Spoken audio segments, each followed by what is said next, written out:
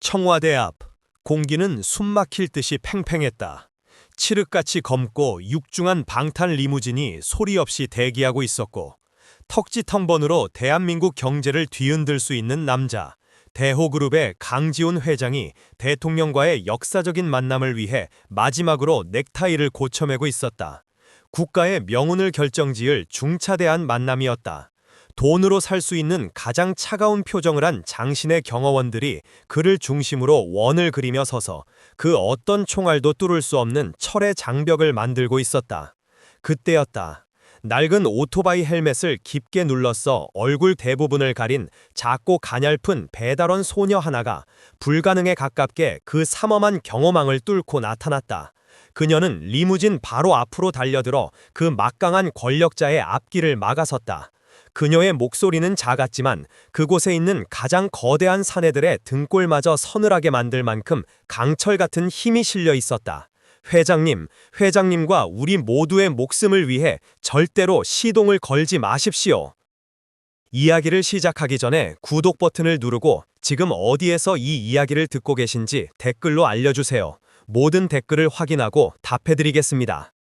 대통령과의 약속 시각까지 남은 시간은 정확히 15분이었다. 흐르는 시간 하나하나가 금싸라기보다 더 귀한 순간이었다. 강지훈 회장은 자신의 앞을 가로막은 소녀를 향해 잘 벼려진 칼날처럼 날카로운 시선을 던졌다.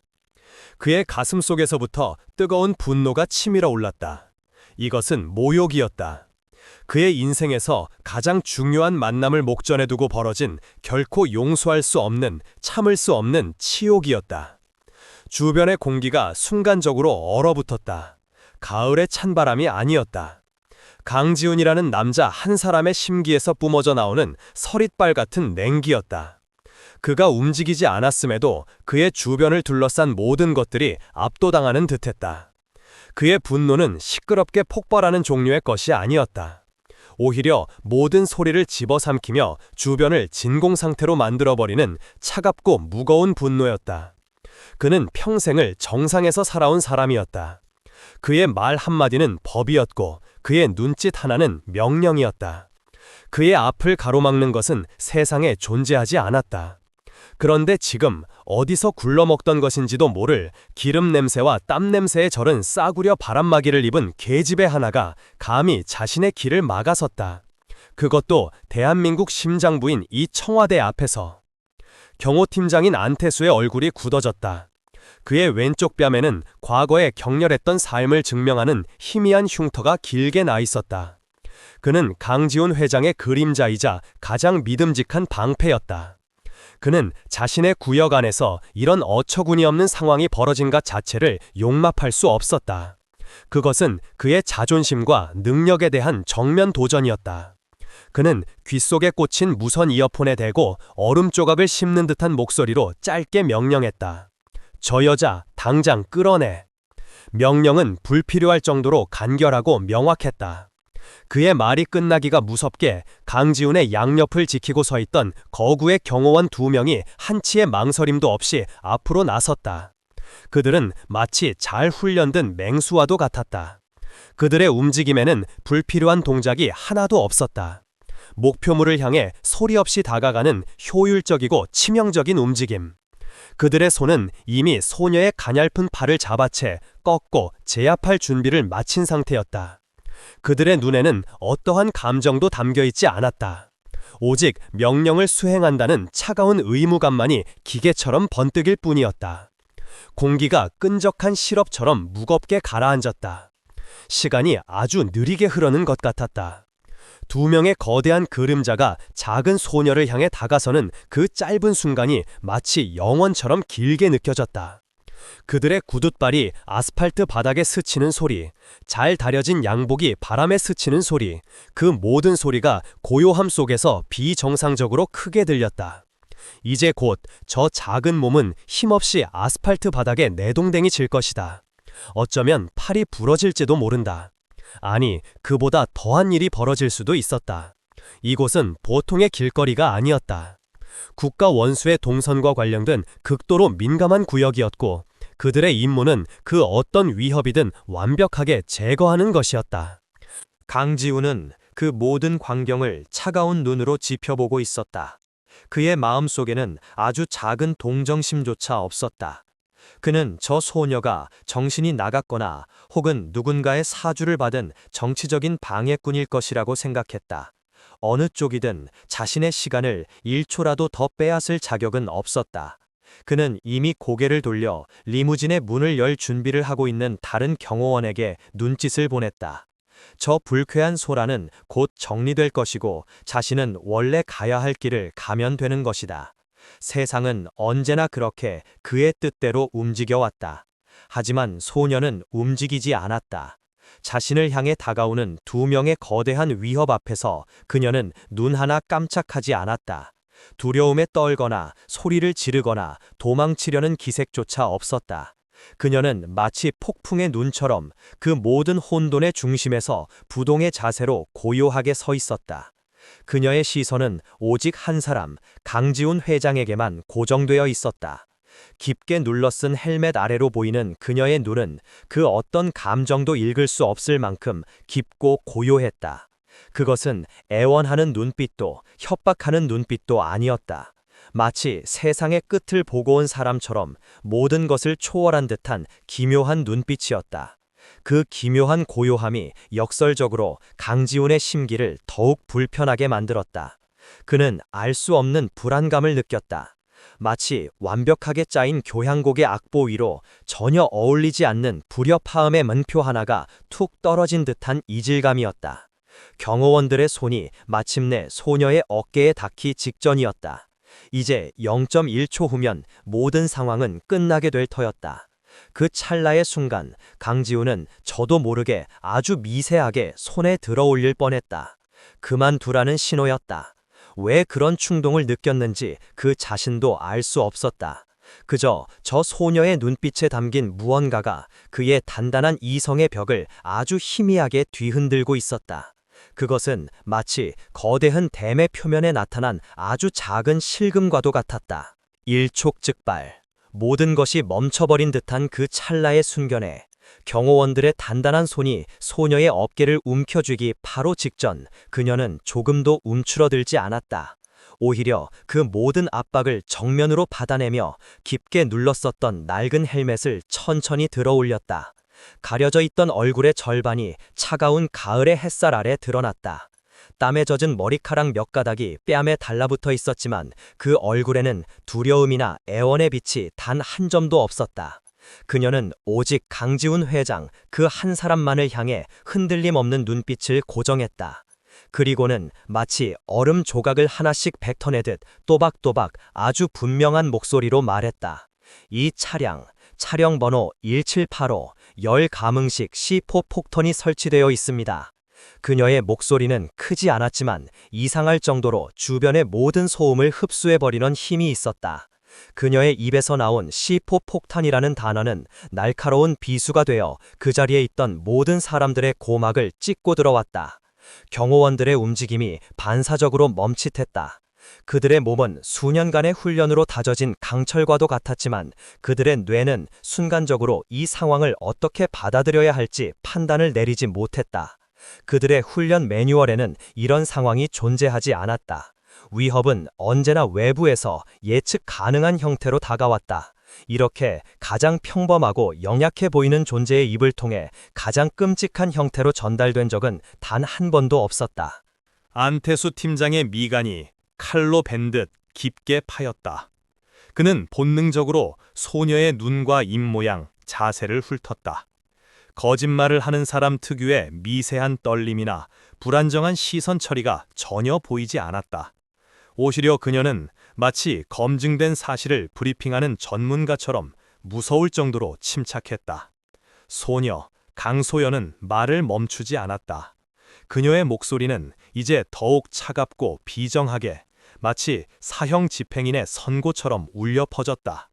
엔진 온도가 섭씨 80도에 도달하는 순간 폭발하며 유효 살상 반경은 50m입니다.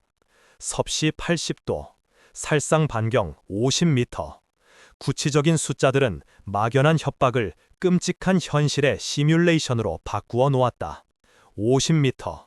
그것은 지금 이 자리에 서 있는 모든 사람, 강지훈 회장과 그의 경호팀 전원, 그리고 청와대 외곽을 경비하는 경찰들까지 모두를 한순간에 잿더미로 만들어버릴 수 있는 절대적인 죽음의 거리였다.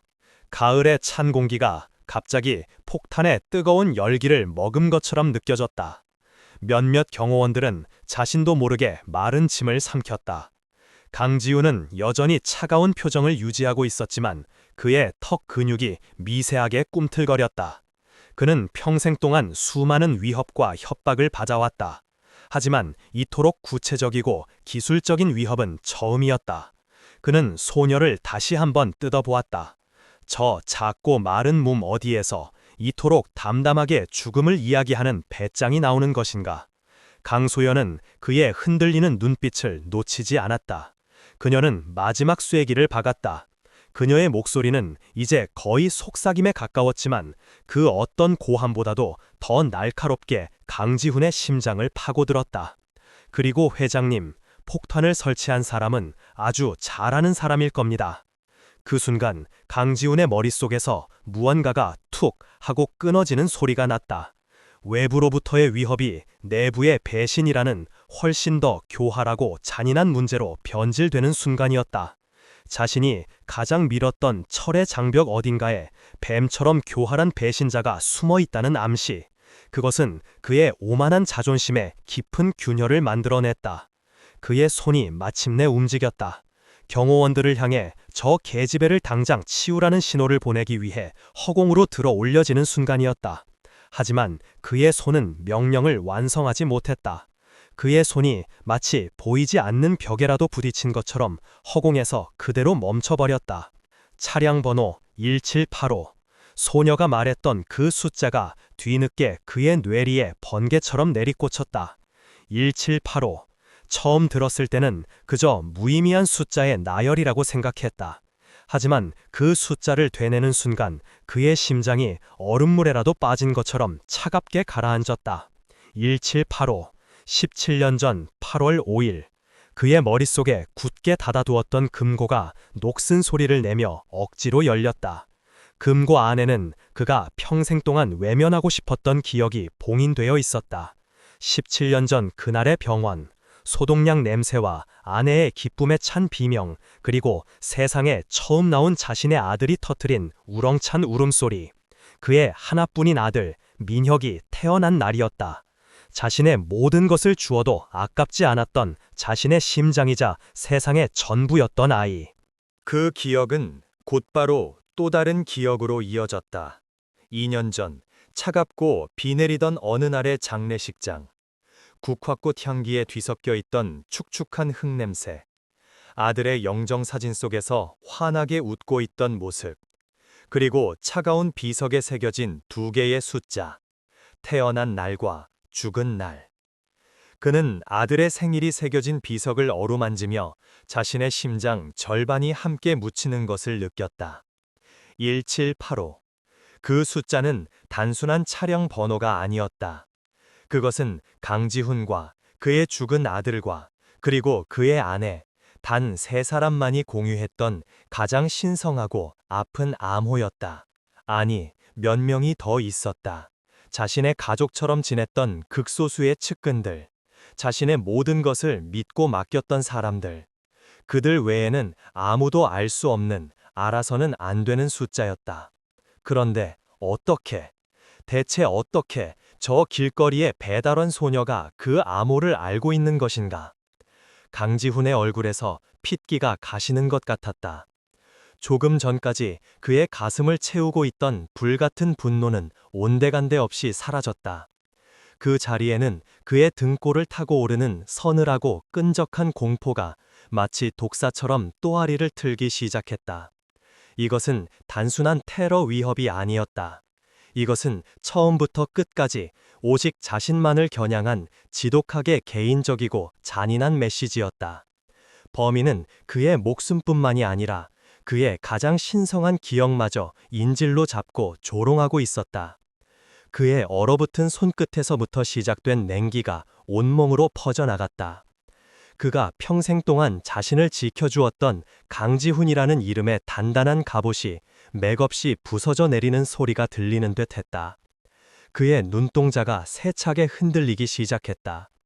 세상의 정점에 서 있던 남자의 눈에 처음으로 희미한 두려움의 그림자가 어렸다. 그것은 죽음에 대한 두려움이 아니었다.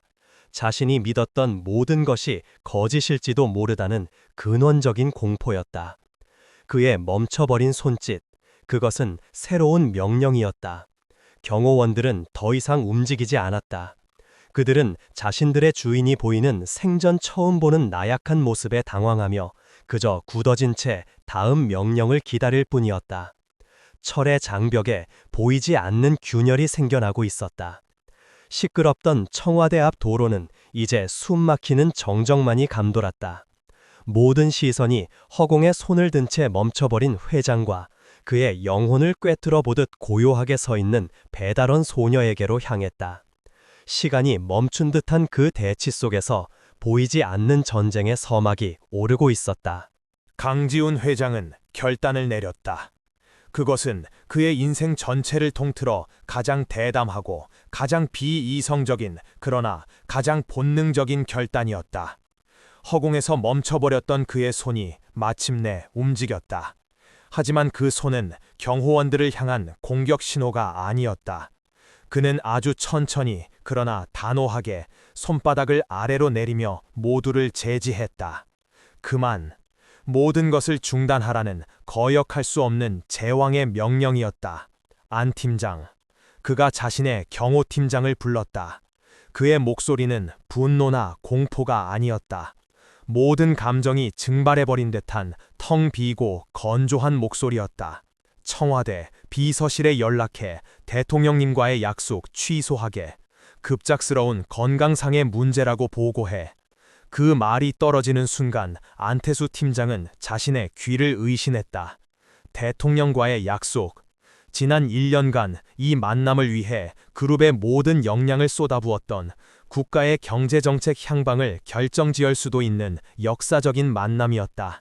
그것을 저 길거리 계집애의 검증되지도 않은 말 한마디 때문에 취소하란 말인가.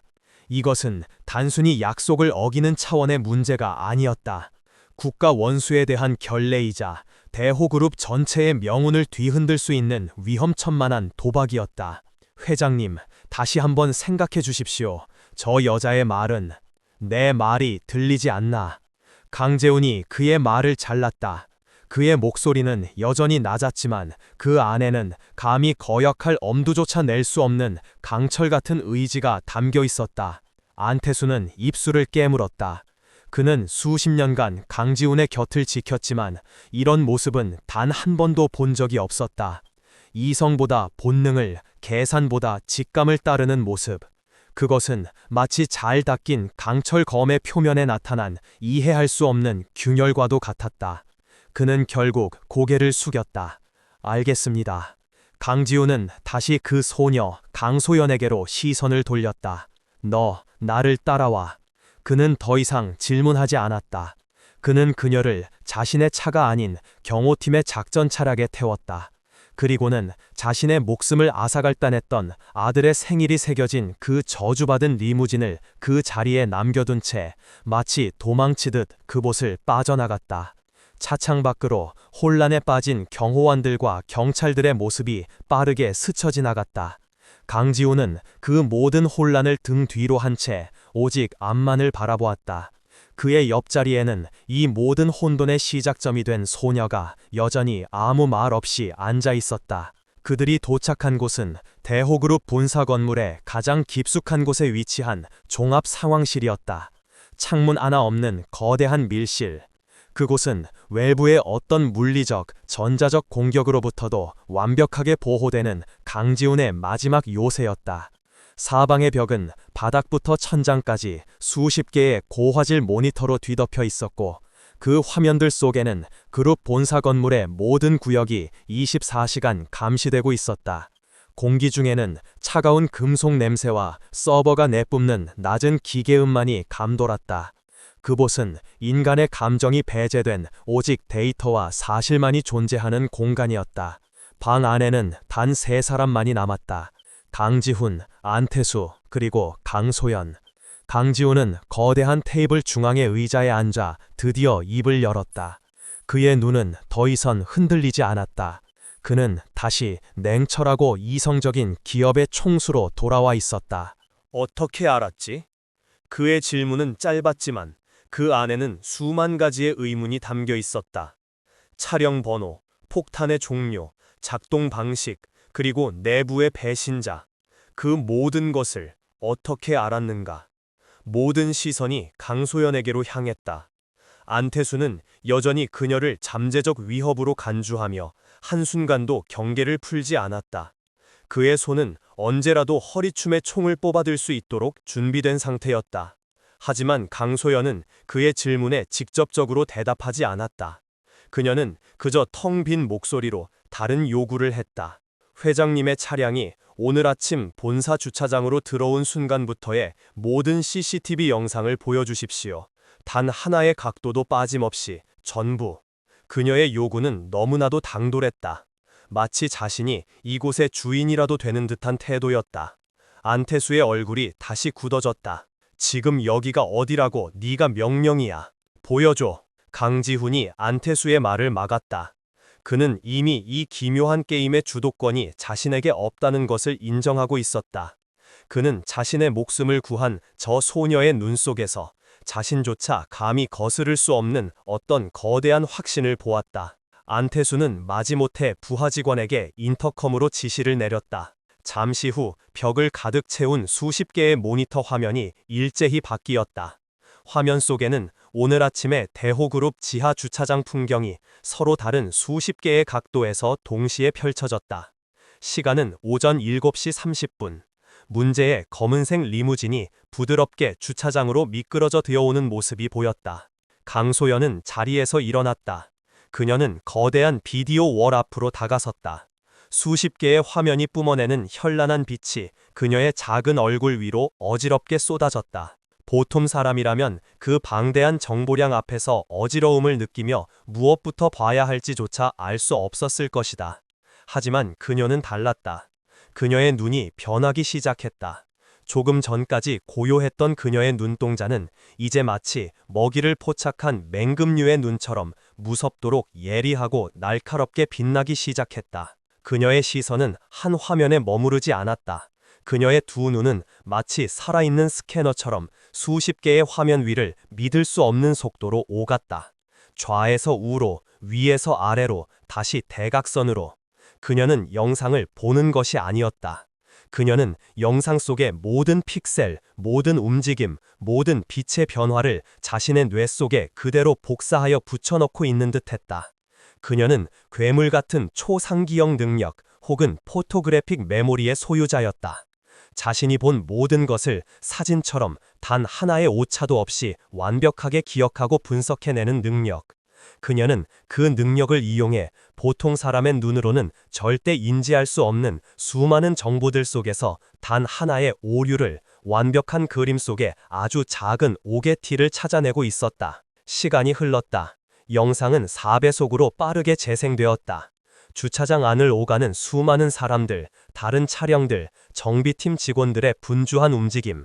강지훈과 안태수의 눈에는 그저 평범하고 일상적인 주차장의 풍경으로만 보였다. 그들의 초조함은 점점 커져만 갔다. 대체 저 영상 속에서 무엇을 찾아내겠다는 것인가? 강소연은 미동도 없었다. 그녀는 숨 쉬는 것조차 잊은 듯 화면 속으로 빨려 들어갈 것처럼 집중했다. 그녀는 마치 사냥을 하는 한 마리의 굶주린 독수리와도 같았다. 광활한 대지 위를 날며 수천 마리의 양떼 속에서 다리를 저는 단 한 마리의 양을 찾아내는 그런 절대적인 토식자의 눈빛이었다. 2시간이 지났을 때였다. 강지훈의 인내심이 거의 바닥을 드러내려 할 무렵. 멈춰요. 그녀의 나직한 목소리가 정적을 깼다. 안태수가 급하게 재생을 멈췄다. 수십 개의 화면이 그 순간의 모습 그대로 정지했다. 강소연은 한쪽 구석에 가장 화질이 안 좋고 희미한 화면을 손가락으로 가리켰다. 그 화면은 주차장 기둥의 사각지대에 설치된 보조 카메라가 찍은 영상이었다. 화면의 절반은 기둥에 가려져 있었고 조명도 어두워 형체를 알아보기조차 힘들었다. 화면 속에는 한 정비팀 직원이 리무진의 앞바퀴 쪽에서 무언가를 점검하기 위해 몸을 숙이고 있는 모습이 담겨 있었다. 너무나도 평범하고 일상적인 모습이었다. 안태수는 미간을 찌푸렸다. 저건 그냥 정기점검 중인 우리 직원인데. 아니요. 강소연이 단호하게 말했다. 자세히 보세요. 그녀는 화면 확대를 요청했다. 안태수가 조작하자 희미했던 영상이 픽셀이 깨지며 거칠게 확대되었다. 여전히 특별한 점은 보이지 않았다. 뭘 보라는 건지.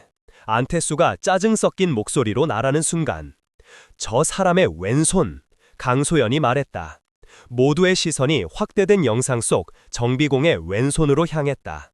그는 분명 차량 하부를 점검하는 듯한 자세를 취하고 있었다. 하지만 그의 왼손은 아주 짧은 순간, 약 0.5초도 안 되는 그 찰나의 순간에 일반적인 정비 도구를 쥐었을 때와는 다른 아주 미세하고 부자연스러운 움직임을 보였다. 그것은 무언가를 놓는 동작도 조이는 동작도 아니었다. 마치 자석처럼 무언가를 차체 아래쪽에 붙이는 듯한 아주 짧고 은밀한 동작. 그리고 그 동작 직후 그의 고개가 아주 미세하게 좌우를 살피는 모습이 포착되었다. 주변을 경계하는 범죄자 특유의 본능적인 움직임이었다. 보통의 눈으로는 절대 잡아낼 수 없는 신의 시점에서나 가능한 찰나의 순간이었다. 강지훈의 등줄기에서 식은땀이 흘러내렸다. 그는 저 정비공의 얼굴을 기억했다. 10년 넘게 자신의 차를 관리해온 가장 성실하고 믿음직스러웠던 직원이었다.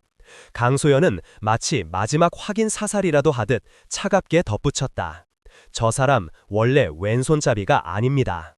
그녀는 이미 다른 각도의 카메라에서 그가 오른손으로 동료와 악수하고 커피를 마시는 모습을 모두 확인하고 기억해둔 뒤였다. 하지만 가장 중요하고 은밀한 작업은 가장 부자연스러운 왼손을 이용했다. 조금이라도 의심을 피하기 위한 교활한 속임수였다. 강지호는 말없이 안태수를 바라보았다.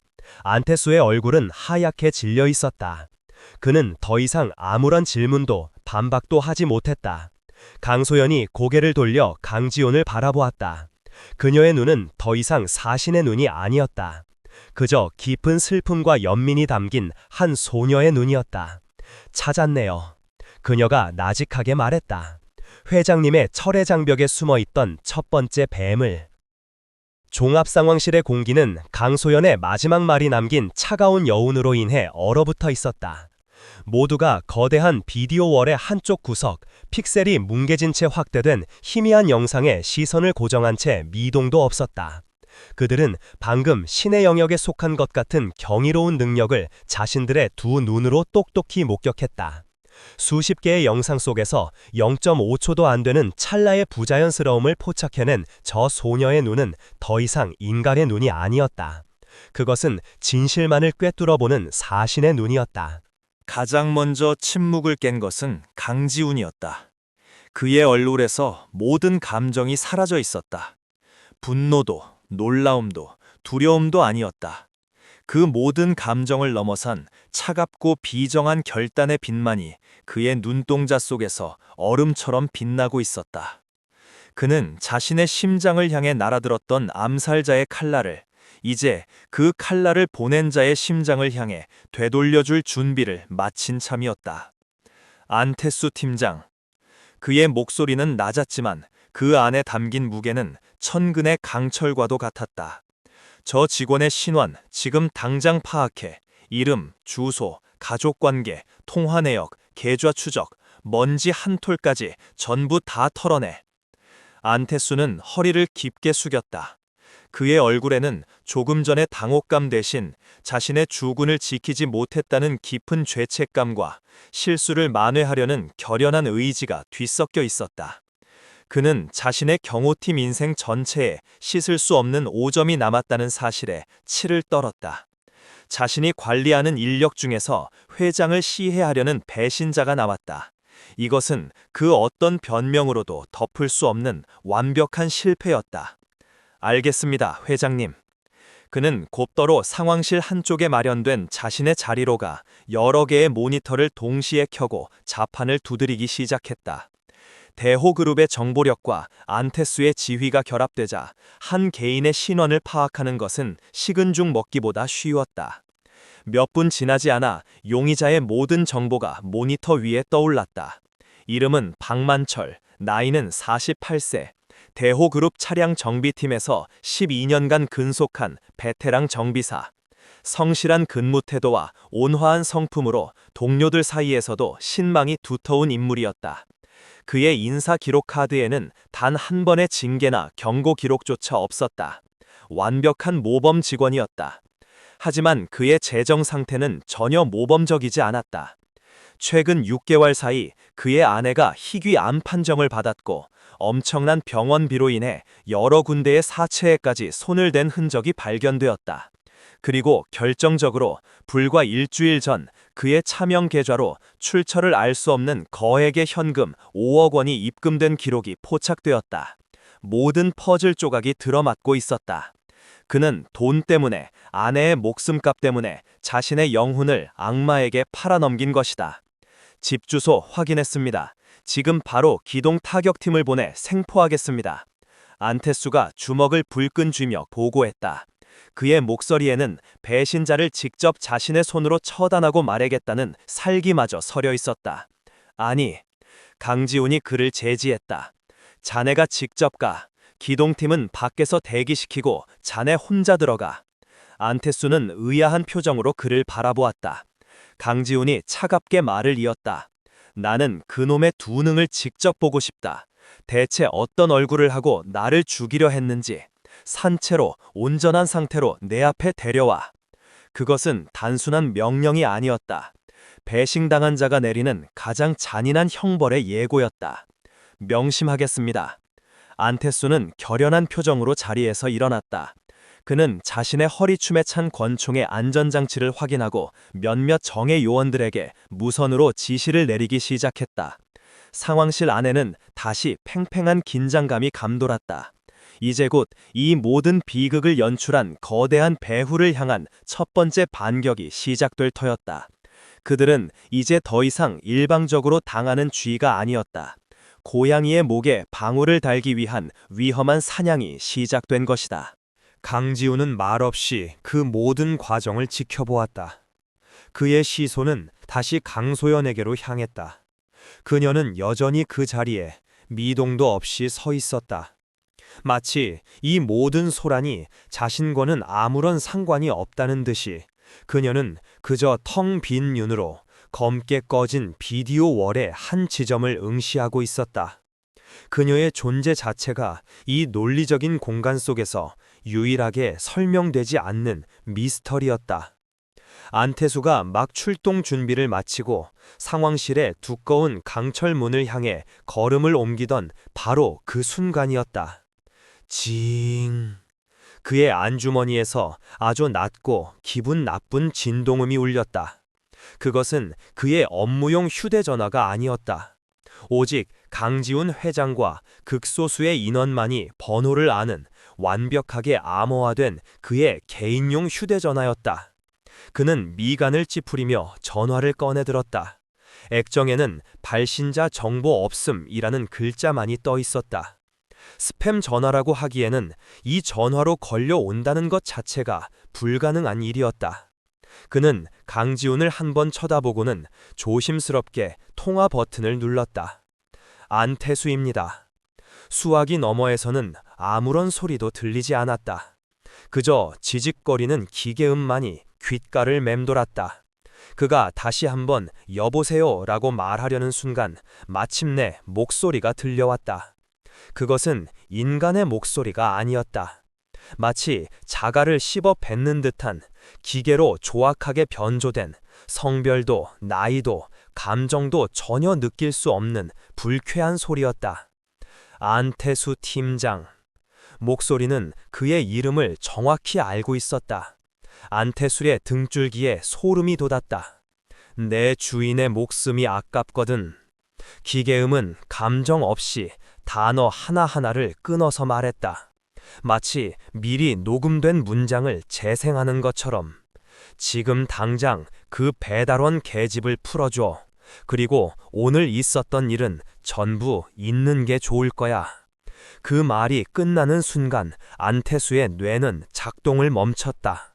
온몸의 피가 발끝으로 쏠리며 싸늘하게 식어버리는 기분이었다.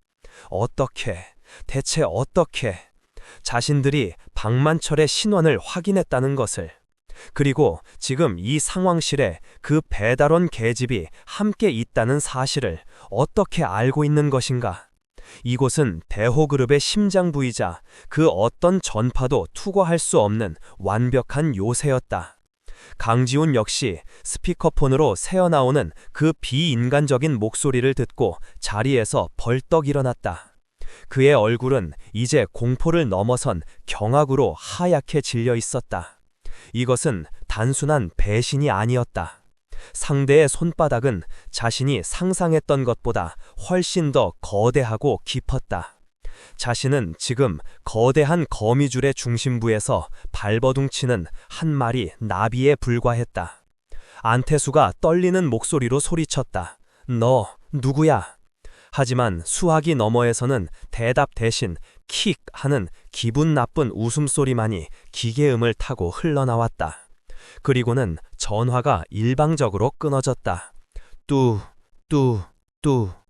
통화가 종료되었음을 알리는 건조한 신호음만이 상황실의 무거운 침묵을 갈랐다. 모두가 그 충격에서 벗어나지 못하고 얼어붙어 있던 바로 그 순간이었다. 갑자기 툭, 아주 작고 가벼운 소리가 났다. 마치 누군가 멀리서 전원 스위치를 내린 것 같은 소리였다. 그 소리와 함께 기적 같은, 그리고 끔찍한 일이 일어났다. 벽면을 가득 채우고 있던 수십 개의 모니터가 일제히 펑 하는 소리와 함께 암흑으로 변했다. 천장의 밝은 조명들이 한순간에 꺼졌다. 서버가 돌아가던 낮은 기계음이 멎었다. 세상의 모든 소리와 빛이 한순간에 완벽하게 삭제되었다. 암흑, 칠흑 같은 한 치 앞도 보이지 않는 절대적인 어둠이 그들을 집어삼켰다. 그것은 단순한 정전이 아니었다. 이곳은 비상 전력 시스템이 오중으로 갖춰진 곳이었다. 외부 전력이 끊기더라도 0.1초 안에 자체 발전기가 가동되어야 했다. 하지만 아무 일도 일어나지 않았다. 비상등조차 켜지지 않았다. 마치 이 공간 자체가 현실 세계로부터 깨끗하게 도려내진 것처럼. 정막, 귀가 먹먹해질 정도의 완벽한 침묵이 내려앉았다. 어둠 속에서 들리는 것은 오직 세 사람의 거친 숨소리와 공포에 질려 미친 듯이 울려대는 자신들의 심장 소리뿐이었다. 강지훈은 어둠 속에서 더듬거리며 테이블을 짚었다. 그의 손끝이 얼음장처럼 차가웠다. 그는 마침내 깨달았다. 적은 자신들의 모든 것을 알고 있었다.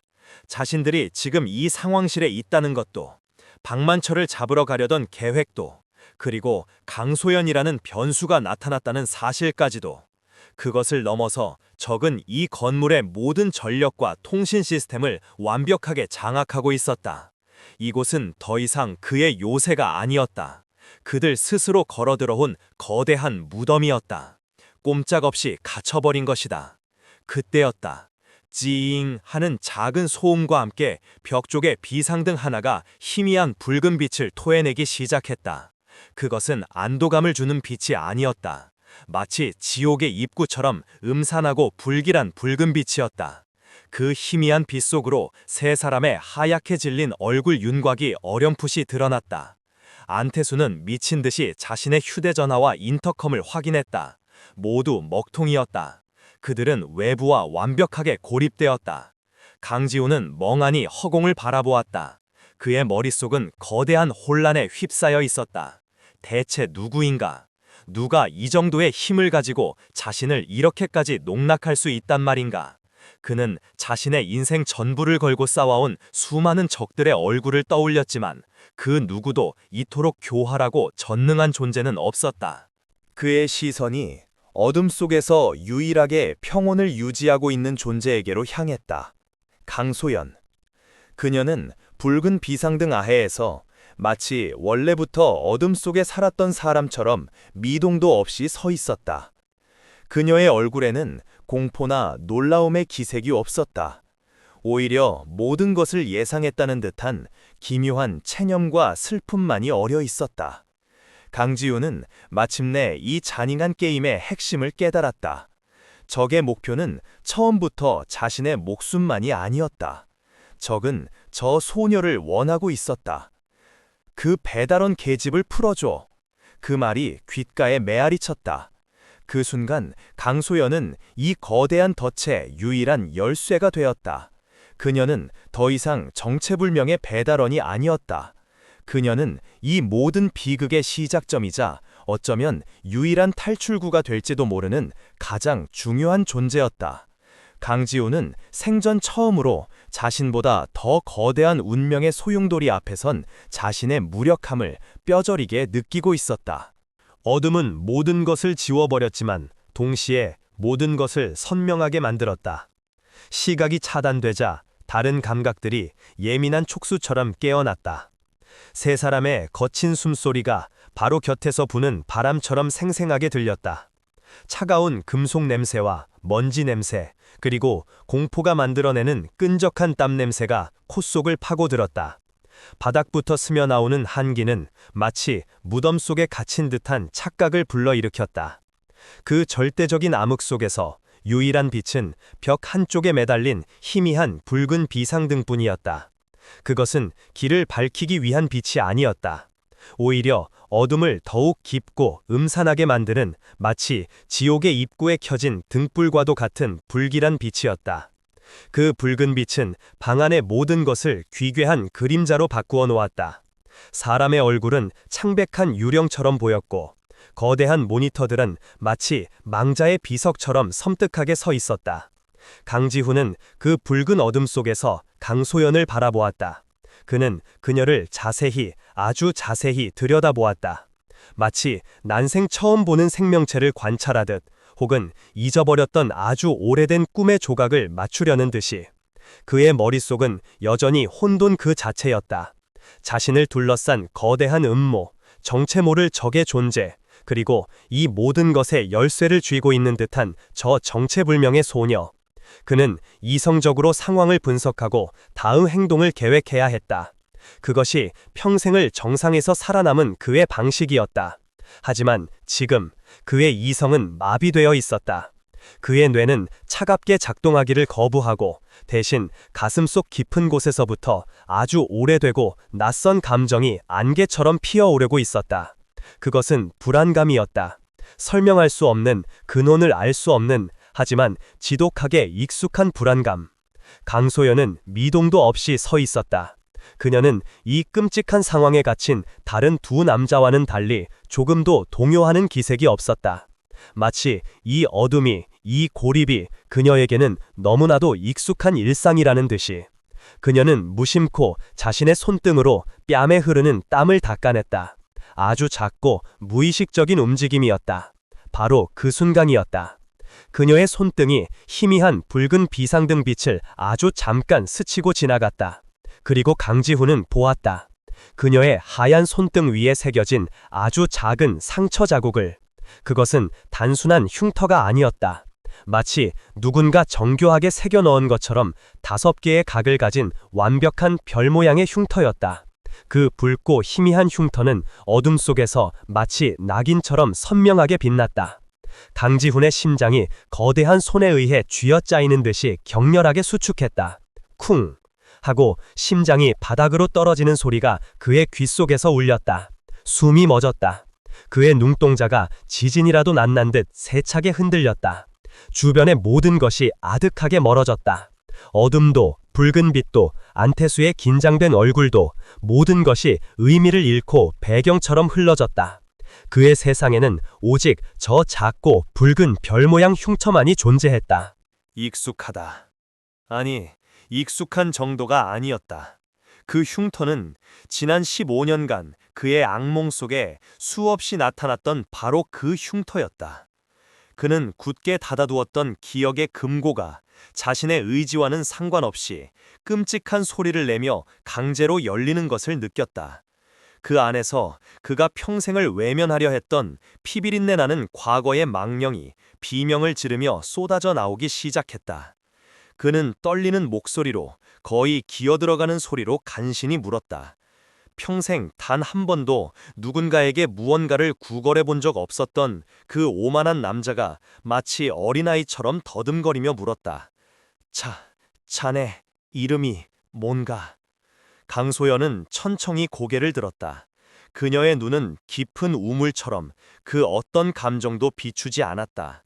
그녀는 그의 흔들리는 눈동자를 똑바로 마주하며 아주 담담하게, 마치 자신의 이름이 아닌 다른 사람의 이름을 말하듯 대답했다. 강소연입니다, 회장님. 강소연.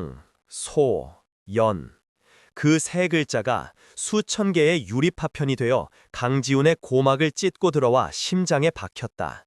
기억의 댐이 마침내 무너져 내렸다. 15년 전 비가 내리던 어느 늦은 가을밤이었다.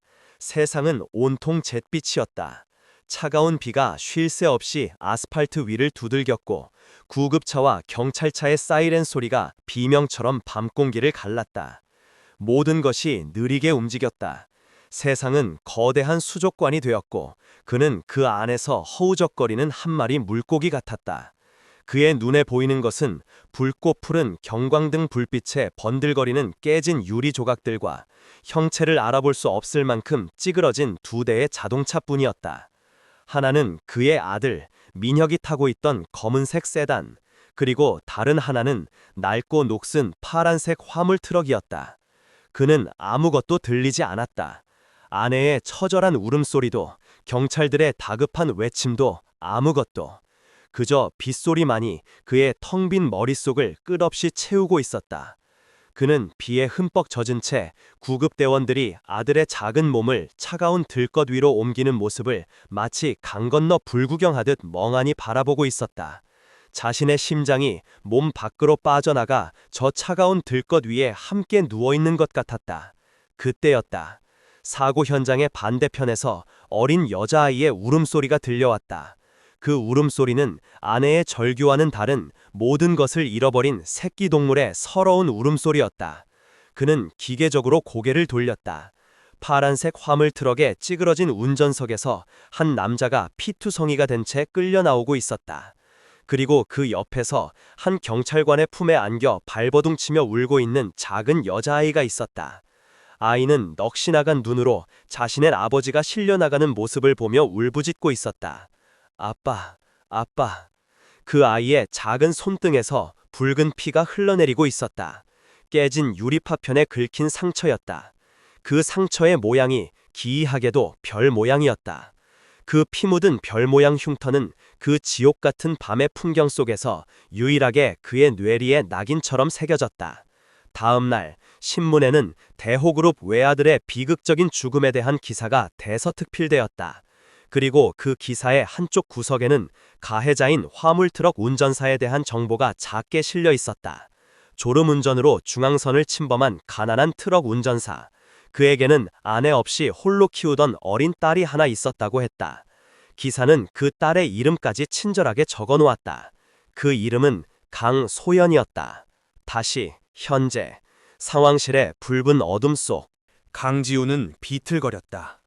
그는 거대한 테이블 모서리를 붙잡지 않았다면 그대로 바닥에 쓰러졌을 것이다. 그의 호흡이 가빠졌다.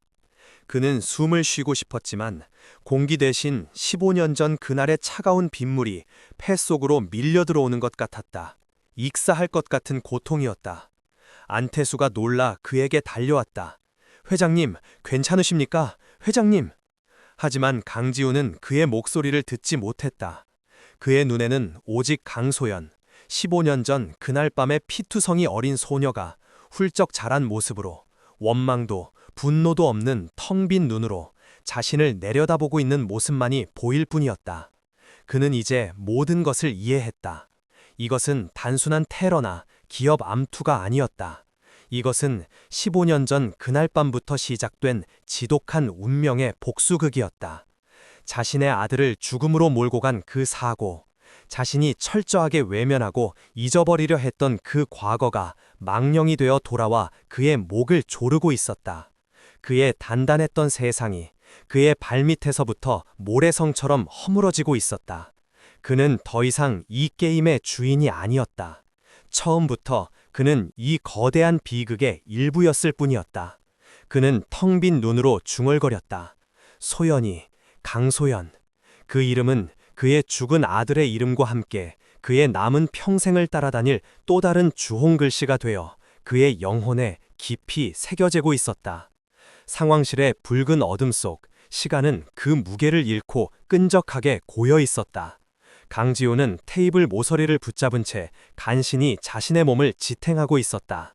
그의 귀에는 아무것도 들리지 않았다. 오직 자신의 심장이 갈비뼈를 부수고 튀어나올 듯이 미친 듯이 울부짖는 소리만이 귓속을 가득 채웠다. 강소연, 15년 전 그 지옥 같던 밤의 피투성이 소녀, 자신의 아들을 죽음으로 몰고 간 가해자의 딸. 그녀가 지금 어엿한 성인이 되어 자신의 목숨을 구하고 이 거대한 음모의 한가운데에 서 있었다. 이것은 대체 무슨 운명의 장난인가? 아니, 이것은 장난이 아니었다. 이것은 15년간 골마 터진 상처가 마침내 터져 나오며 시작된 잔인한 심판이었다. 강소연은 그가 무너져 내리는 모습을 그저 묵묵히 지켜보고 있었다. 그녀의 눈에는 승리감도 조롱도 원망도 없었다. 오히려 그것은 같은 고통을 먼저 겪어본 자가 뒤늦게 그 고통을 깨달은 자를 바라보는 깊은 연민의 눈빛에 가까웠다. 그녀는 오랫동안 이 순간을 기다려왔다. 하지만 막상 그 순간이 닥치자 그녀의 마음속에서 차오르는 것은 복수의 쾌감이 아니라 지독한 허무함과 슬픔뿐이었다. 그녀는 마침내 15년간 자신의 목구멍에 가시처럼 박혀있던 이야기를 꺼내기 시작했다. 그녀의 목소리는 붉은 어둠을 가르는 한 줄기 빛처럼 낮고 차분하게 울려 퍼졌다. 제 아버지는 살인자가 아닙니다. 그것이 그녀의 첫 마디였다. 그것은 변명이나 호소가 아니었다. 그것은 지난 15년간 그녀의 삶을 지탱해온 유일하고도 절대적인 진실의 선포였다. 저희 아버지는 평생 트럭만 몰아온 분이셨습니다. 제게는 세상에서 가장 크고 단단한 산과도 같은 분이셨죠. 아버지의 손은 언제나 기름때에 절어 거칠었지만 그 손으로 제 머리를 쓰다듬어 주실 때면 세상에서 가장 부드러웠습니다. 아버지는 웃을 때면 눈가에 깊은 주름이 잡히셨고 그 주름 속에 온 세상의 따뜻함이 다 담겨 있는 것 같았습니다. 그녀는 마치 어제 일처럼 아버지의 모습을 생생하게 그려냈다. 그녀의 이야기는 강지훈의 기억 속에 박제되어 있던 졸음운전으로 사람을 죽인 흉악범의 이미지를 서서히 지워나가고 있었다. 그 자리에는 딸을 지극히 사랑했던 가난하지만 성실했던 한 남자의 얼굴이 희미하게 떠오르기 시작했다. 그날 밤 저는 아버지의 트럭 조수석에 타고 있었습니다. 아버지는 피곤해 보이지 않으셨어요. 오히려 며칠 뒤 있을 제 생일에 무슨 선물을 받고 싶냐며 제게 쉴 새 없이 말을 거셨죠. 아버지는 제게 노래를 불러주셨고 저는 그런 아버지를 보며 웃고 있었습니다. 세상에서 가장 평범하고 가장 행복한 밤이었습니다. 그녀의 목소리가 아주 미세하게 떨렸다. 그러다 갑자기 아버지가 비명을 지르셨습니다. 제가 평생 들어본 적 없는 짐승의 울부짖음 같은 비명이었습니다. 아버지는 미친 듯이 핸들을 꺾고 발로는 브레이크 페달을 쿵쿵 발이 부서져라 밟아댔습니다. 아버지의 얼굴은 공포로 하얗게 질려 있었고 식은땀이 비 오듯 흘러내렸습니다. 아버지는 계속해서 외치셨어요. 안 돼, 안 돼, 브레이크가 말을 안 들어! 라고요. 브레이크. 그 단어가 강지훈의 뇌리를 후려쳤다. 사고 조사 보고서의 결론은 명확했다. 운전자의 졸음운전으로 인한 중앙선 침범. 브레이크 파열의 흔적은 어디에서도 발견되지 않았다고 했다. 아니, 정확히는 아무도 가난한 트럭 운전사의 말을 믿어주려 하지 않았기에 제대로 된 조사를 하지 않았다고 해야 맞을 것이다. 하지만 아무도 아버지의 말을 믿지 않았습니다. 강소연의 목소리에 처음으로 희미한 분노의 감정이 실렸다. 경찰 조사실의 차가운 공기를 저는 아직도 기억합니다. 경찰들은 피곤하고 지친 눈으로 아버지를 마치 벌레 보듯 쳐다보며 똑같은 질문만 반복했습니다. 어젯밤에는 잠은 몇 시간 잤나? 술은 마시지 않았나? 아버지가 브레이크가 말을 듣지 않았다고 수십 번을 외쳐도 그들은 그저 모든 운전자들이 하는 흔한 변명이라며 코웃음 쳤습니다. 대호그룹에서 나온 높고 비싼 양복을 입은 변호사들은 아버지를 인간 취급조차 하지 않았습니다. 그녀는 잠시 숨을 골랐다. 15년 전의 차가운 공기가 마치 지금 이 상황실의 공기처럼 그녀의 폐부를 파고드는 듯했다. 아버지는 결국 감옥에 가셨습니다. 저는 차가운 유리벽을 사이에 두고 아버지를 만나야 했죠. 아버지는 하루가 다르게 말라가셨습니다. 아버지의 눈동자에서 제가 그토록 사랑했던 따뜻한 빛이 사라지고 깊이를 알 수 없는 억울함과 절망만이 남아 있었습니다. 아버지는 제 손을 잡고 매일 똑같은 말만 반복하셨어요. 소연아, 아빠는 사람을 죽이지 않았다. 정말이다. 누군가 내 트럭에 손을 댔어. 라고요. 하지만 세상은 아버지의 편이 아니었습니다. 가난한 트럭 운전사의 말과 대한민국 최고의 기업인 대호그룹, 세상은 당연히 대호그룹의 손을 들어주었죠. 아버지는 결국 감옥 안에서 돌아가셨습니다. 공식적인 사인은 심장마비였지만 저는 압니다. 아버지는 병으로 돌아가신 게 아니에요. 억울함으로, 그 한으로 돌아가신 겁니다. 세상이 자신의 진실을 외면했다는 절망이 아버지의 심장을 멈추게 한 겁니다. 그녀의 이야기는 하나의 거대한 망치가 되어 강지훈의 가슴을 내리치고 있었다.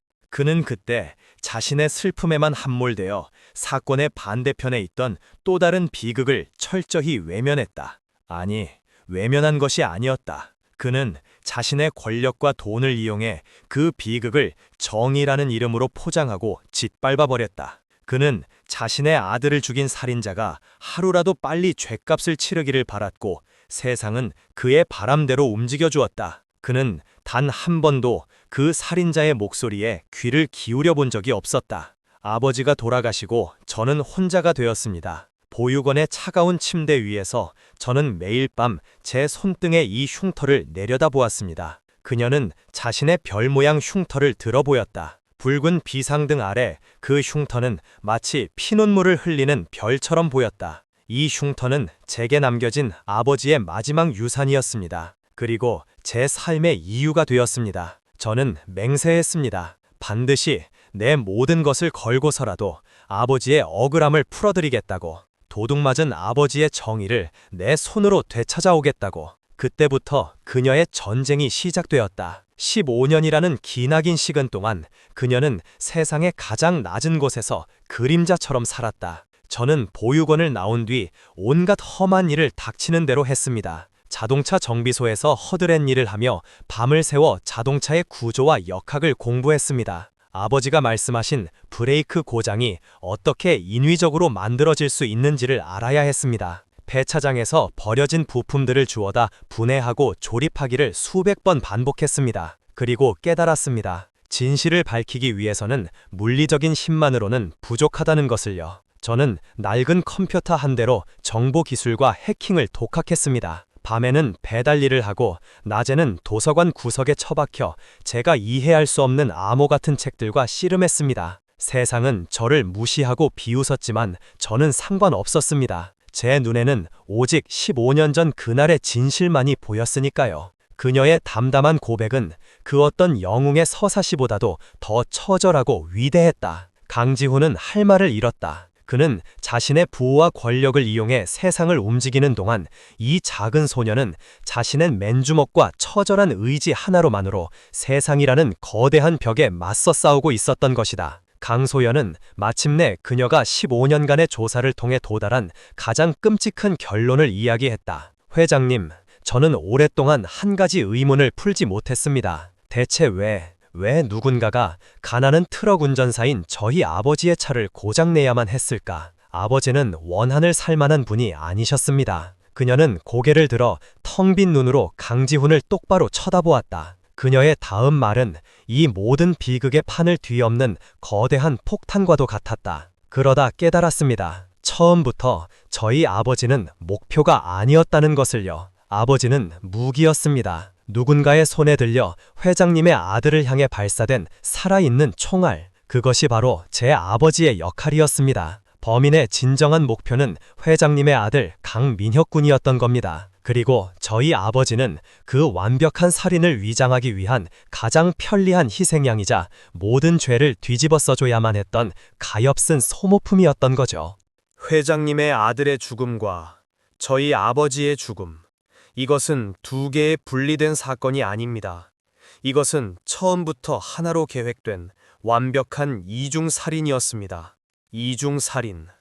그 단어가 상황실의 모든 공기를 빨아들였다. 강지훈의 머릿속이 하얗게 비었다. 그의 아들의 죽음이 단순한 사고가 아니라 치밀하게 계획된 살인이었다는 사실. 그리고 자신이 그 살인자의 계략에 놀아나 또 다른 무고한 피해자를 자신의 손으로 단죄했다는 끔찍한 진실. 그것은 그가 감당하기에는 너무나도 거대하고 잔인한 진실의 무게였다. 그는 무너져 내렸다. 그의 강철 같던 자존심과 오만이 산산조각 나며 먼지처럼 흩어졌다. 그는 더 이상 대호그룹의 회장이 아니었다. 그는 그저 아들을 잃고 이제는 자신의 죄까지 마주해야 하는 한 명의 나약하고 비참한 아버지일 뿐이었다. 그의 눈에서 15년 만에 처음으로 뜨거운 눈물이 흘러내렸다. 그것은 슬픔의 눈물이 아니었다. 지독한 후회와 죄책감의 눈물이었다. 어둠은 영원할 것 같았지만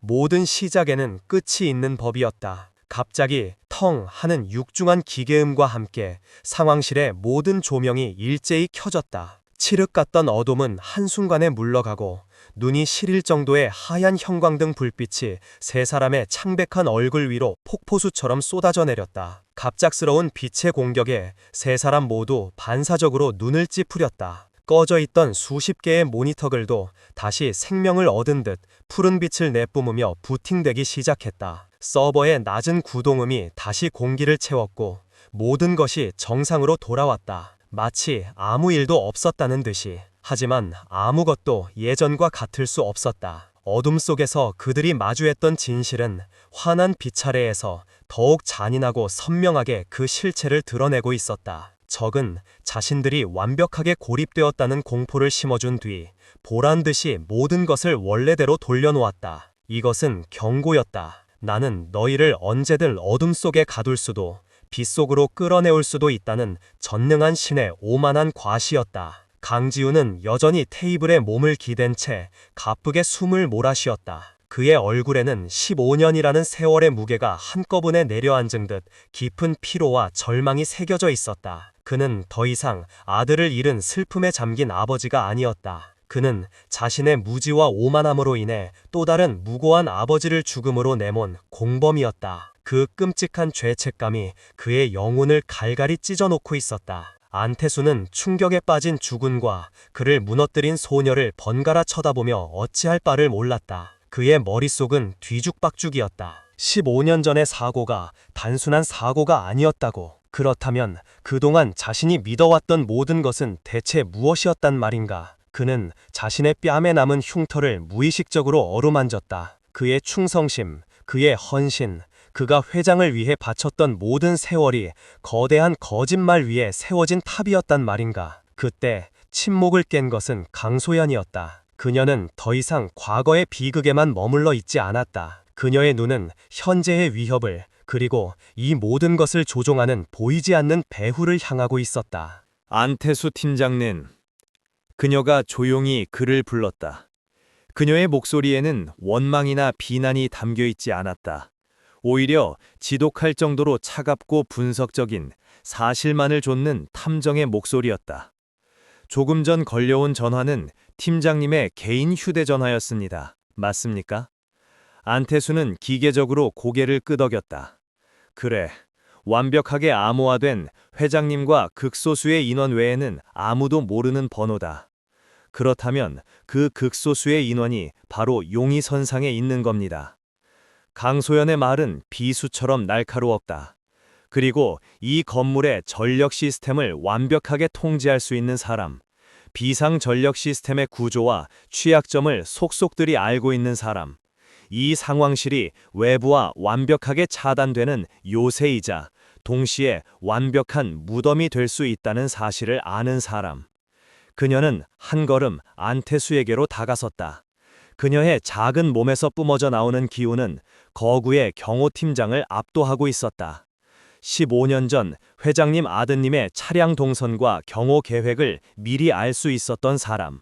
그리고 동시에 아무도 신경 쓰지 않는 가난한 트럭 운전사의 운행 기록과 차량 정보에 접근할 수 있었던 사람.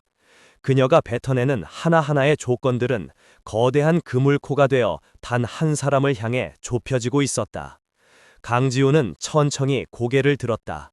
그의 텅 비어있던 눈동자에 마침내 믿을 수 없다는 경악과 끔찍한 배신감이 불꽃처럼 타오르기 시작했다. 그의 시선이 30년 가까이 자신의 곁을 지켰던 가장 충직한 그림자 안태수에게로 향했다. 그의 입술이 파르르 떨렸다. 태수야. 그는 거의 속삭이듯 그의 이름을 불렀다. 너였나. 그 한마디에 안태수의 강철 같던 표정이 와르르 무너져 내렸다. 그의 얼굴이 하얗게 질리다 못해 시퍼렇게 변해갔다. 그는 마치 세상에서 가장 억울한 표정으로 절규하듯 외쳤다. 회장님, 아닙니다. 제가 어떻게 회장님을, 제 목숨을 걸고 회장님을 지켜왔습니다. 저 흉터가 그 증거입니다. 회장님을 대신해 제가 칼을 맞았습니다. 그런데 어떻게 저를 의심하실 수 있습니까? 그의 목소리는 절박했지만 강소연의 논리는 너무나도 완벽했다. 그녀가 제시한 모든 조건에 부합하는 사람은 이 자리에 있는 단 한 사람, 바로 안태수 자신뿐이었다. 그는 이 건물의 모든 보안을 총괄하는 책임자였고 15년 전에도 경호팀의 일원으로서 모든 동선을 꿰고 있었다. 그리고 그의 개인 전화로 범인의 경고가 도착했다. 우연이라고 하기에는 모든 것이 너무나도 정확하게 그를 가리키고 있었다. 강지우는 비틀거리며 그에게 다가갔다. 그는 안태수의 멱살이라도 잡고 싶었지만 그럴 힘조차 남아있지 않았다. 그는 그저 무너져 내리는 목소리로 애원하듯 물었다.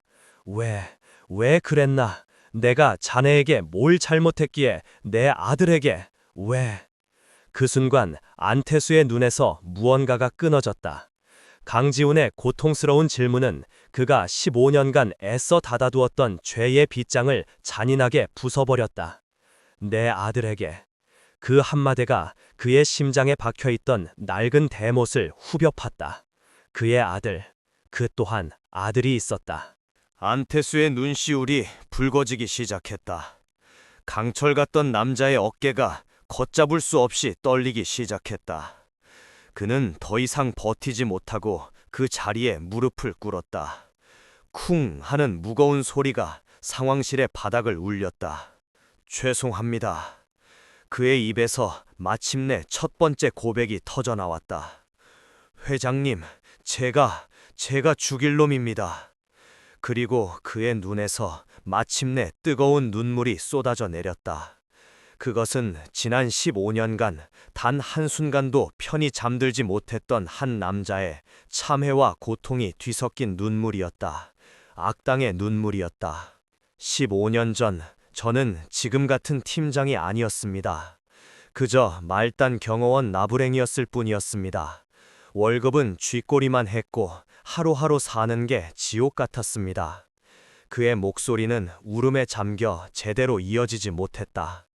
그때 제 아들이, 하나뿐인 제 아들이 백혈병에 걸렸습니다. 골수 이식을 받지 않으면 6개월도 살기 힘들다는 시한부 선고를 받았습니다. 하늘이 무너지는 것 같았습니다. 매일 밤 병실에 누워 말라가는 아들 녀석의 손을 잡고 아무것도 해줄 수 없는 제 자신이 너무나도 원망스러워 피눈물을 흘렸습니다. 병원비는 눈덩이처럼 불어났고 저는 제 장기라도 팔아서 아들을 살리고 싶었습니다. 그의 고백은 15년 전 돈 때문에 영혼을 팔았던 정비사 박만철의 이야기와 소름 끼치도록 닮아 있었다. 악마는 언제나 가장 약하고 절박한 자의 틈을 파고드는 법이었다. 그때 한 남자가 저를 찾아왔습니다. 얼굴도 이름도 모르는 그저 그림자 같은 남자였습니다. 그는 제게 제 아들의 수술비와 평생 먹고 살 돈을 주겠다고 했습니다. 그러면서 아주 간단한 부탁을 하나 했습니다. 그는 고개를 들지 못한 채 바닥에 이마를 찧었다. 2대의 차량에 아주 작은 장치를 설치해 달라고 했습니다. 하나는 회장님 아들님의 세단이었고 다른 하나는 그날 아들님의 동선 근처를 지나는 아무 트럭이나 골라서 브레이크 유압 장치에 신호를 교란시키는 작은 칩을 붙이기만 하면 된다고 했습니다. 절대 큰 사고는 아닐 거라고, 그저 가벼운 접촉 사고로 보험금을 타내려는 수법일 뿐이라고 저를 안심시켰습니다. 그는 울부짖었다. 저는 정말 몰랐습니다. 그 작은 칩 하나가 2 사람의 목숨을 앗아가게 될 줄은 정말 꿈에도 몰랐습니다. 저는 그저 제 아들을 살리고 싶다는 생각밖에 없었습니다. 제 아들의 목숨값과 2 사람의 목숨을 맞바꾼 겁니다. 제가 바로 살인자입니다. 그는 자신의 가슴을 미친 듯이 내려쳤다. 그의 처절한 울음소리가 상황실을 가득 메웠다. 강지훈은 아무 말도 하지 못했다. 그는 그저 아들을 살리기 위해 다른 아들을 죽음으로 내몬 한 아버지의 비극을 텅 빈 눈으로 바라볼 뿐이었다. 그를 향한 분노와 배신감은 더 거대한 슬픔과 연민 앞에서 힘을 잃고 있었다. 그를 향한 분노와 배신감은 더 거대한 슬픔과 연민 앞에서 힘을 잃고 있었다. 그날 이후 제 인생은 지옥이었습니다.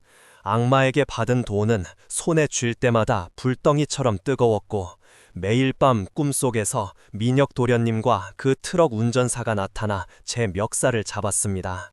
저는 자수하고 싶었지만 그 악마가 저를 가만두지 않았습니다. 그는 저의 모든 것을 알고 있었습니다. 제 아들의 학교, 제 아내의 직장까지. 만약 제가 입을 열면 제 가족 모두를 죽이겠다고 협박했습니다. 그는 저를 자신의 개로 만들었습니다. 제 충성심을 이용해 회장님의 가장 가까운 곳에 저를 심어두고 지난 15년간 회장님의 모든 것을 감시하게 했습니다. 오늘 이 폭탄 테러도 그놈의 지시였습니다. 박만철에게 돈을 건네고 차량에 접근할 수 있도록 보안 시스템에 구멍을 만든 것도 저였습니다. 저는 그저 주인의 명령에 따르는 영혼 없는 개였을 뿐입니다. 그의 길고 긴 고백이 끝났다. 그는 모든 것을 토해낸 뒤 탈진한 사람처럼 바닥에 엎드려 가쁜 숨을 몰아쉬었다. 상망실 안에는 그의 거친 숨소리와 흐느낌만이 남아있었다. 그때 그 모든 것을 묵묵히 듣고만 있던 강소연이 차갑게 얼어붙은 목소리로 물었다. 그녀의 목소리는 그 어떤 동정이나 연민도 담겨있지 않은 오직 진실만을 향한 얼음 송곳과도 같았다. 그럼 그녀가 꿇어앉은 안태수를 내려다보며 물었다. 당신에게 명령을 내린 그 악마는 대체 누구죠? 안태수의 처절한 고백이 끝난 후 종합상황실 안에는 무거운 침묵만이 감돌았다. 그의 울음소리는 이제 잦아들었지만 그가 토해낸 진실의 무게는 납덩이처럼 가라앉아 3 사람 모두의 어깨를 짓눌렀다. 한때는 절대적인 충성의 상징이었던 경호팀장은 이제 모든 것을 잃고 바닥에 무릎 꿇은 영혼 없는 껍데기에 불과했다. 그는 악당이었지만 동시에 또 다른 악마에게 영혼을 저당 잡힌 가엾은 피해자이기도 했다. 강지훈은 말 없이 텅 빈 눈으로 허공을 응시했다. 그의 머릿속에서는 안태수의 눈물이 아니라 15년 전 억울하게 죽어간 또 다른 아버지, 강소연의 아버지의 얼굴이 떠올랐다.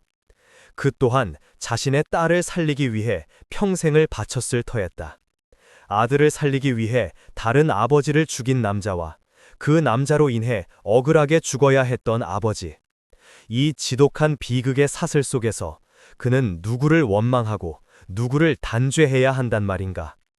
그의 마음속에서 분노와 증오는 길을 잃고 거대한 슬픔과 허무함만이 안개처럼 피어올랐다. 이 감정의 소용돌이 속에서 유일하게 흔들리지 않는 존재는 강소연이었다. 그녀는 무릎 꿇은 안태수를 동정의 눈으로 바라보지 않았다. 그녀에게 그는 용서의 대상이 아니라 진실로 가는 마지막 단서를 쥔 하나의 정보원일 뿐이었다. 그녀의 눈은 과거의 슬픔을 넘어 현재 진행형의 위협, 이 모든 것을 조종하는 보이지 않는 악마의 실체를 향하고 있었다. 그 전화기 주십시오. 강소연이 얼음처럼 차가운 목소리로 말했다. 안태수는 넋이 나간 눈으로 그녀를 올려다보았다. 그녀는 그의 주머니를 가리켰다. 안태수는 기계적으로 떨리는 손을 안주머니에 넣어 검고 투박한 모양의 위성전화를 꺼내 그녀에게 건넸다. 그것은 그 어떤 추적도 불가능하도록 특수 제작된 세상에 단 몇 대밖에 없는 유령 전화기였다. 악마와의 유일한 연결고리였다. 강소연은 그 전화기를 받아들고 마치 유물을 다루듯 조심스럽게 살폈다. 그녀의 눈빛이 다시 맹금류의 눈빛으로 돌아와 있었다. 그녀는 곧바로 상황실의 메인 컴퓨터 앞으로 가 앉았다. 그리고는 누구의 허락도 구하지 않고 유령 전화기를 컴퓨터의 데이터 포트에 연결했다. 뭘 하려는 거지? 안태수가 쉰 목소리로 물었다. 저 전화기는 현존하는 그 어떤 기술로도 추적이 불가능해. 모든 신호는 수십 대의 인공위성을 거쳐 암호화되고 3초마다 경로가 바뀌도록 설계되어 있어. 그것은 절망의 선언이었다. 길이 없으면 만들면 됩니다. 강소연이 짧게 대답했다. 그녀의 손가락이 키보드 위에서 춤을 추기 시작했다. 검은 모니터 화면 위로 초록색의 암호 코드들이 폭포수처럼 쏟아져 내렸다. 그녀는 15년간 독학으로 익힌 모든 지식을 총동원하고 있었다. 그것은 단순한 해킹이 아니었다. 그녀는 지금 디지털 세상에 떠도는 유령의 그림자를 쫓고 있었다. 악마가 남긴 아주 미세한 디지털의 발자국을 그녀의 초인적인 기억력과 분석력을 이용해 역으로 추적해 들어가는 불가능에 가까운 작업이었다. 시간이 흘렀다. 상황실 안에는 그녀의 타자 소리와 서버 간에는 낮은 구동음만이 울려 퍼졌다. 강지훈과 안태수는 숨을 죽인 채 그녀의 작은 등이 만들어내는 경이로운 광경을 지켜볼 뿐이었다. 그녀는 마치 거대한 교향곡을 지휘하는 마에스트로처럼 수억 개의 데이터 속에서 단 하나의 불협화음을 찾아내기 위해 모든 신경을 곤두세우고 있었다. 하지만 악마는 생각보다 훨씬 더 교활했다. 추적은 계속해서 벽에 부딪혔다. 신호는 북미의 서버를 거쳐 동유럽의 데이터 센터로, 다시 남미의 유령 회사로 쉴 새 없이 모습을 바꾸며 그녀의 추적을 비웃었다. 그것은 마치 신기루에 쫓는 것과도 같았다. 잡힐 듯하면 사라지고 흔적을 찾았다 싶으면 거짓 정보였다. 강소연의 이마에 식은 땀이 맺히기 시작했다. 그때였다. 강소연의 손가락이 문득 멈췄다. 그녀는 미간을 찌푸렸다. 무언가 이상했다. 그녀는 밖으로 향하던 추적을 멈추고 방향을 완전히 반대로 돌렸다. 밖이 아니라 안으로, 이 상황실 내부로. 어떻게 알았을까? 그녀가 혼잣말처럼 중얼거렸다. 우리가 이 방에 있다는 걸 어떻게 알고 전화를 걸었을까? 그리고 어떻게 이 건물의 전력을 완벽하게 통제할 수 있었을까? 그것은 외부 해킹만으로는 설명이 불가능했다. 내부에 아주 깊숙한 곳에 자신들이 미처 깨닫지 못한 눈과 귀가 존재한다는 뜻이었다. 그녀는 전화기의 추적을 멈추고 상황실 내부의 모든 무선 신호를 스캔하기 시작했다. 보안 시스템, 통신망, 전력 제어 시스템. 그녀의 눈은 허가된 신호와 비허가 신호를 빛의 속도로 구분해내고 있었다. 그리고 마침내 그녀는 찾아냈다. 아주 미약한, 하지만 분명히 존재하는 그 어떤 기록에도 남아있지 않은 불법적인 신호 하나를. 그것은 마치 건강한 혈액 속에 숨어있는 암세포처럼 교묘하게 자신을 위장한 채 이 방의 모든 정보를 외부로 송신하고 있었다. 찾았어요. 그녀가 나직하게 말했다. 문제는 그 신호의 발신지가 벽이나 컴퓨터가 아니라는 점이었다. 신호는 움직이고 있었다. 이 방 안에 있는 누군가의 몸에서 나오고 있었다. 강소연은 자리에서 일어나 태블릿 PC 하나를 들고 천천히 걸음을 옮겼다. 화면에는 신호 감지 프로그램이 켜져 있었다. 그녀가 안태수에게 다가가자 신호의 세기는 변하지 않았다. 하지만 그녀가 강지훈에게 다가서는 순간 화면의 그래프가 미친 듯이 치솟기 시작했다. 삐, 삐, 삐. 경고음이 날카롭게 울렸다. 신호의 근원지는 바로 강지훈 회장 그 자신이었다. 강지훈은 자신의 몸에서 경고음이 울린다는 사실에 경악하며 자신의 몸을 더듬었다. 시계, 벨트, 구두. 하지만 경고음은 멎지 않았다. 강소연의 시선이 그의 상위 안주머니에 꽂혀 있는 검고 묵직한 만년필에 멎었다. 그것은 그가 20년 넘게 사용해온 그의 성공과 권위의 상징과 같은 물건이었다. 대통령을 만나러 가기 직전까지도 그는 초조하게 그 펜을 만지작거리고 있었다. 회장님, 그 펜 잠시 주시겠습니까? 강지훈은 잠시 망설였지만 홀린 듯이 펜을 꺼내 그녀에게 건넸다. 강소연은 펜을 받아들고 안태수에게서 작은 정밀 드라이버를 길렸다. 그리고는 모두가 숨죽여 지켜보는 가운데 아주 조심스럽게 만년필의 몸통을 분해하기 시작했다. 잉크 카트리지와 정교한 부품들 사이 아주 작은 틈새에 무언가가 박혀 있었다. 쌀 한 톨보다도 작은 검은색의 마이크로칩, 머리카락처럼 가느다란 안테나가 달려있는 최첨단 도청 장치였다. 상황실 안의 공기가 다시 한번 얼어붙었다. 강지훈의 입에서 공기가 빠져나가는 소리가 희미하게 새어나왔다. 그는 자신의 눈을 의심했다. 자신의 분신과도 같았던 저 펜이 지난 시간 동안 자신을 감시하는 적의 눈이자 귀였다는 사실. 악마는 그의 차에 폭탄을 설치한 것만이 아니었다. 그의 가장 깊숙한 곳에, 그의 심장과도 같은 곳에 자신의 귀를 심어 놓았던 것이다. 그가 했던 모든 말, 그가 세웠던 모든 계획, 그가 나누었던 모든 비밀이 실시간으로 적의 소나귀에 고스란히 보고되고 있었다. 자신이 안전하다고 믿었던 이 요새 안에서 나누었던 모든 대화 또한 강지훈은 깨달았다. 자신은 단 한순간도 이 게임의 주인이었던 적이 없었다. 그는 처음부터 악마의 손바닥 위에서 놀아나는 가련한 장기판의 졸에 불과했다. 종합상황실의 공기는 더 이상 절망이나 슬픔의 무게에 짓눌려 있지 않았다. 그 자리에는 모든 것을 잃은 자가 마지막으로 손에 쥔 칼날처럼 차갑고도 비정한 결의가 감돌고 있었다. 강지훈의 눈에서 뜨거운 눈물은 이미 마른 지 오래였다. 얼음 같던 절망은 이제 그의 혈관 속에서 끓어오르는 용암 같은 분노로 변해 있었다. 그는 더 이상 악마의 손바닥 위에서 놀아나는 가련한 졸이 아니었다. 자신의 손으로 직접 이 지독한 판을 뒤엎고 악마의 목을 비틀어 버릴 사냥꾼이 되기로 결심했다. 그의 분노에 불을 지핀 것은 그의 앞에 놓인 작은 만년필이었다. 그의 성공과 자존심의 상징이었던 그 펜은 이제 그의 가장 치욕스러운 배신의 증거가 되어 차가운 금속빛을 내뿜고 있었다. 악마는 저 펜을 통해 그의 모든 것을 엿듣고 그의 절망을 비웃었을 터였다. 이 펜, 강지훈이 으르렁거리듯 낮은 목소리로 말했다. 이걸 여기 용하는 거야. 그의 시선이 강소연에게로 향했다. 그녀의 눈은 이미 그의 생각을 읽고 있었다는 듯이 차분하게 빛나고 있었다. 그녀의 머릿속에서는 벌써 이 최악의 위기를 최상의 기회로 바꿀 치밀한 계획이 그려지고 있었다.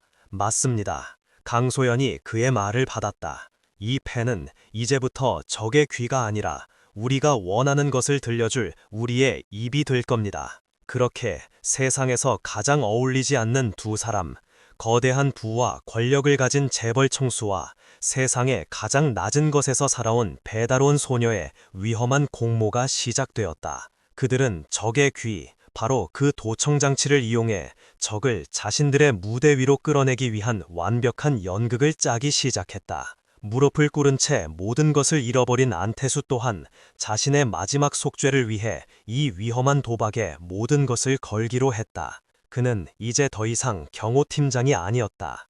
그는 주군의 복수를 돕는 이름 없는 그림자였다. 계획은 단순하면서도 대담했다.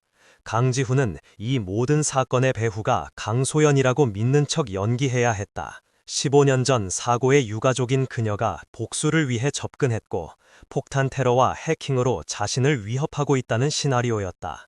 그는 도청장치를 통해 자신이 마침내 그 영악한 계집애를 붙잡았으며 그녀를 악마에게 넘기는 대가로 자신의 안전을 보장받고 싶다는 거래를 제안할 것이었다. 그것은 악마의 오만함을 자극하고 그를 안전한 어둠 속에서 위험한 빛 속으로 끌어낼 달콤한 미끼였다. 거래 장소는 인천항에 버려진 창고.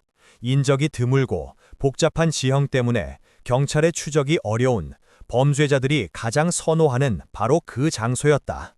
그곳에 강지훈과 안태수는 거대한 덫을 설치할 터였다. 경찰 특공대와 대호그룹의 정예 보안팀이 창고 주변에 완벽한 포위망을 구축하고 악마가 모습을 드러내는 순간 그의 숨통을 끊어놓을 계획이었다. 연기를 하셔야 합니다, 회장님. 강소연이 차분하게 말했다.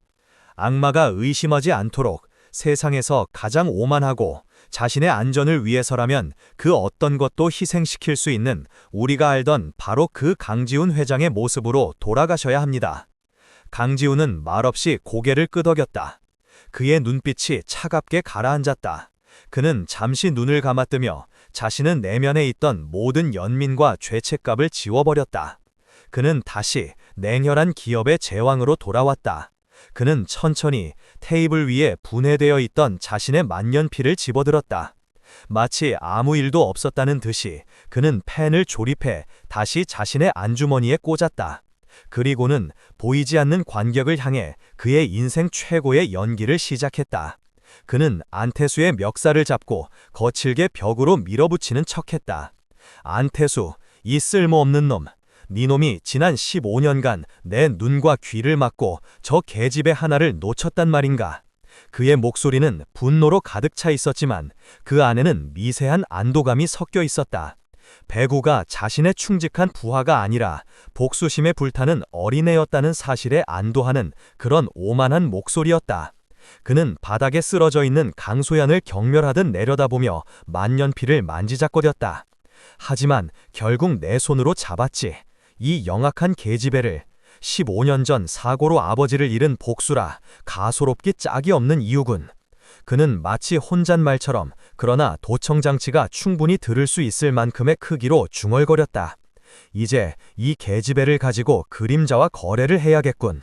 나를 더 이상 괴롭히지 않는다는 약속만 해준다면 이 계집애쯤이야 기꺼이 넘겨주지. 내 안전이 최우선이니까.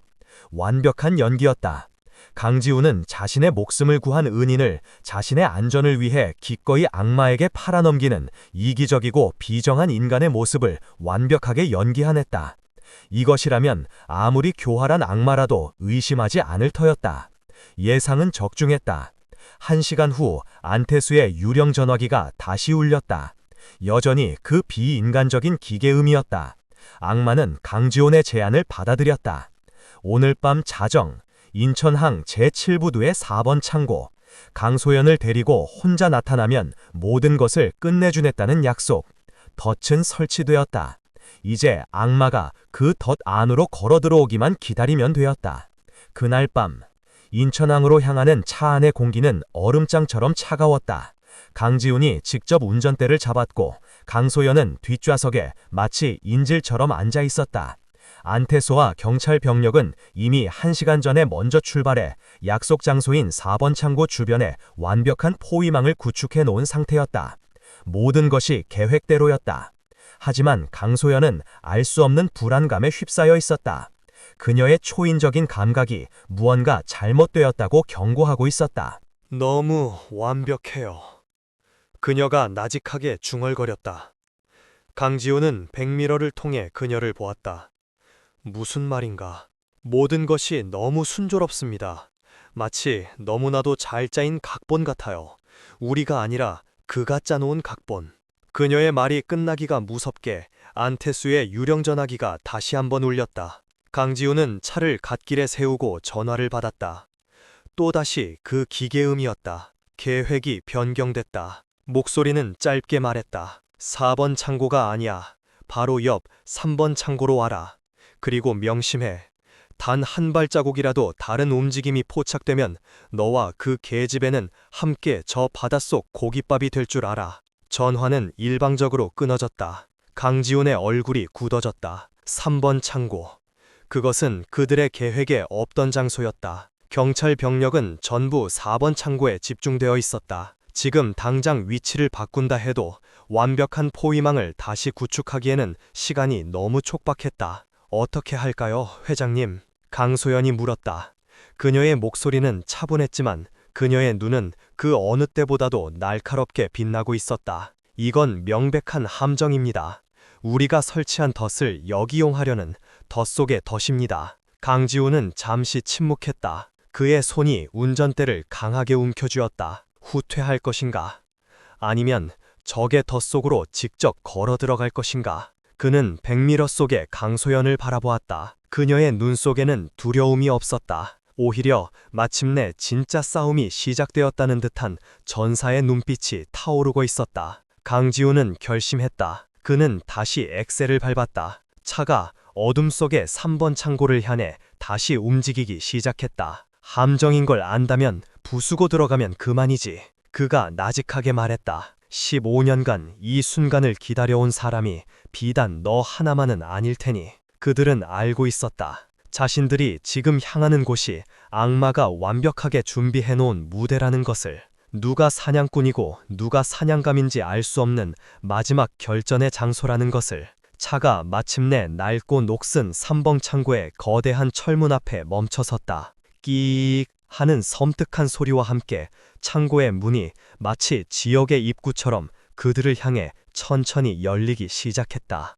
끼익 하는 섬뜩한 소리와 함께 3번 창고의 거대한 철문이 마침내 그들의 앞에서 멈춰섰다. 그들 앞에는 칠흑 같은 어둠이 마치 거대한 짐승의 입처럼 모든 빛과 소리를 삼킨 채 도사리고 있었다. 오래된 쇠와 눅눅한 바다 소금 냄새, 그리고 정체를 알 수 없는 먼지 냄새가 뒤섞여 마치 무덤 속 같은 공기를 만들어내고 있었다. 강지훈은 차에서 내려 강소연의 팔을 거칠게 붙잡고 어둠 속으로 들어섰다. 연기였지만 그의 손끝에서 전해지는 미세한 떨림은 연기가 아니었다. 그들 두 사람이 창고 안으로 완전히 들어서는 순간 등 뒤에서 거대한 철문이 육중한 소리를 내며 쾅 하고 닫혔다. 완벽한 고립이었다. 이제 그들은 악마가 만들어 놓은 무대 위에 올라선 두 명의 배우가 되었다. 그때였다. 창고 안의 스피커를 통해 지직거리는 소음과 함께 그 비인간적인 기계음이 울려 퍼지기 시작했다. 목소리는 그들의 머리 위에서, 사방에서 마치 유령처럼 그들을 애워쌌다. 환영한다, 강지훈 형님, 형님. 그 한마디에 강지훈의 등줄기를 타고 차가운 소름이 돋았다. 악마는 자신의 정체를 암시하고 있었다. 그리고 15년간 숨어 지낸 작은 쥐새끼도 함께 왔군. 목소리는 강소연을 향해 조롱을 던졌다. 4번 창고에 설치해둔 어설픈 연극은 잘 봤어.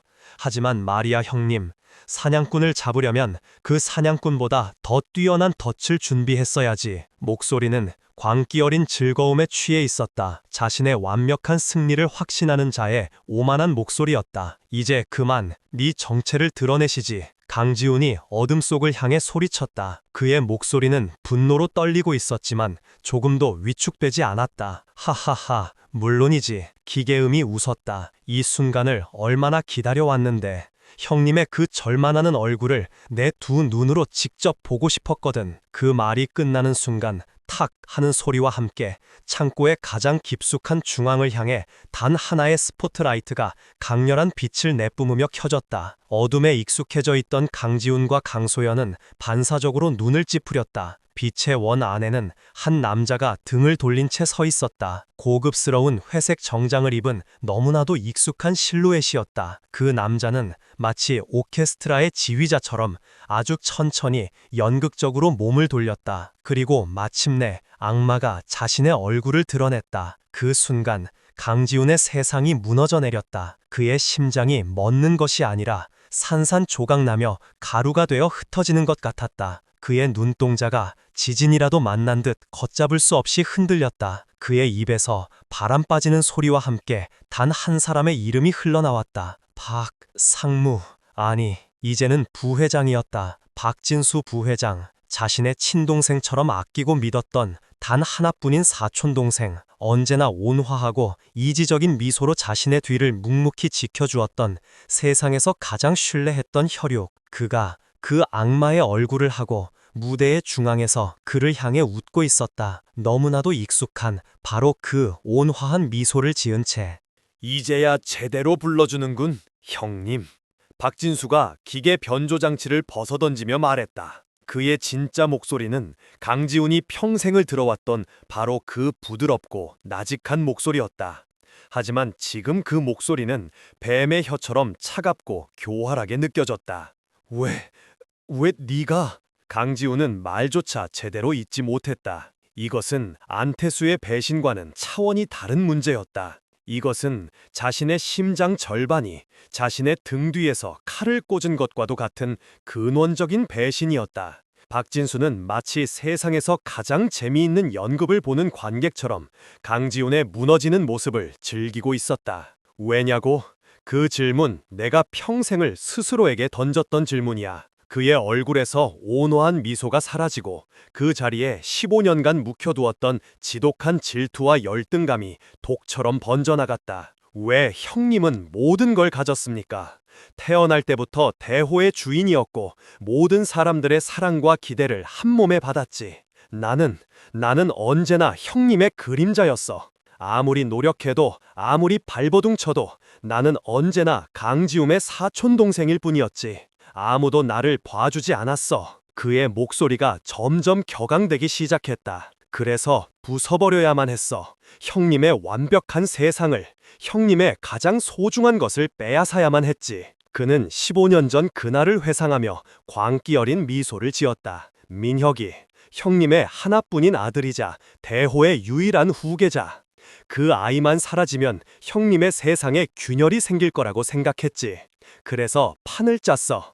아픈 아들 때문에 돈이 필요한 안태수 같은 멍청한 개를 하나 물고 모든 죄를 뒤집었을 가장 만만한 희생양, 저 계집애의 아비 같은 가난한 트럭 운전사를 골랐지. 완벽한 계획이었어. 그리고 형님은 내 각본대로 움직여주었지.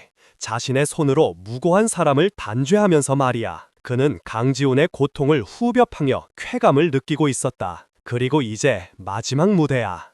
형님마저 사라지면 마침내 대호는 온전히 나의 것이 되는 겁니다. 아무도 나를 더 이상 그림자라고 부르지 못하겠지. 그는 품 안에서 작은 기폭장치처럼 보이는 것을 꺼내들었다. 이 창고 전체에 형님을 위한 선물을 준비해놨어. 저 계집애와 함께 아주 깨끗하게 이 세상에서 사라져주는 거야. 형님의 죽음은 복수심에 불탄 유가족의 비극적인 테러로 기록되겠지. 완벽하지 않나? 그의 광기 어린 웃음소리가 창고 안에 울려 퍼지던 바로 그 순간이었다. 갑자기 쾅 하는 굉음과 함께 창고의 모든 조명이 일제히 터져나왔다. 수백 개의 조명이 뿜어내는 눈부신 빛이 어둠에 익숙해져 있던 박진수의 눈을 멀게 했다. 그가 비명을 지르며 눈에 가리는 순간 사방에서 지옥의 문이 열리는 듯한 소리가 들려왔다. 창고의 거대한 철문이 굉음을 내며 뜯겨져 나갔고 그 안으로 완전 무장한 경찰 특공대원들이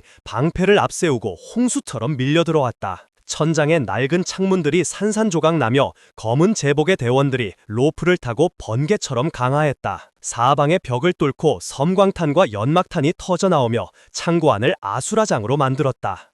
움직이지 마. 움직이면 쏜다.